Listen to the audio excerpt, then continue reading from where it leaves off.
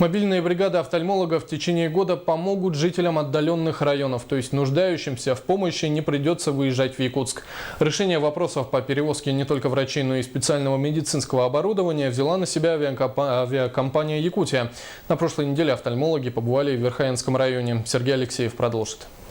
В течение месяца врач глазной больницы Аксинья Коркина провела подготовительную работу по отбору больных, нуждающихся в оперативном лечении. 33 пациентам, страдающим катарактой, успешно провели операции по удалению глазного хрусталика. В составе бригады врач-офтальмолог первой категории Максим Дьячковский. В 2008 году он приезжал в качестве врача для обхаживания послеоперационных больных. В этом году он уже уверенно оперирует.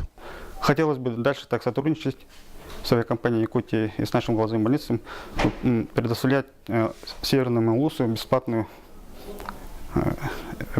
работу офтальмологическую. Офтальмологи отмечают, и в арктическом районе пациентов достаточно много. Операции провели на современном оборудовании. Каждая длилась в среднем 30 минут. Большое спасибо, что так постарались. Приехали, приняли нас всех там, послали сюда на операцию, как обойдется, все нормально. Спасибо большое от ветеранов, от всех нас. Местную акцию авиакомпании «Якутия» и Якутская республиканская офтальмологическая больница организовали для ветеранов войны и тыла, пожилых людей, проживающих в арктических районах республики. В юбилейный год, посвященный 70-летию Великой Победы, офтальмологи еще не раз вылетят на крыльях авиакомпании «Якутия», чтобы вернуть зрение нуждающимся. Сергей Алексеев, Альбина Павлова, НВК «Саха», Верхоянский район.